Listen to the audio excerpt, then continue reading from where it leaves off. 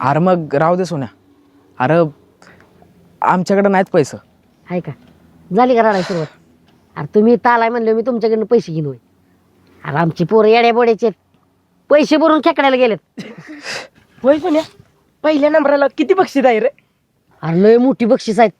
पहिलं 300, अयो दुसरं 200 लयच आहे. आणि तिसरं 100.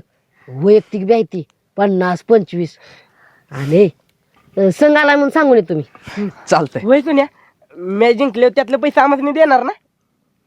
लगा प्रवेश फी तुम्ही भरली म्हणल्यावर देणार की. बरं येतो मी. बरोबर आहे त्याचं माझ्या.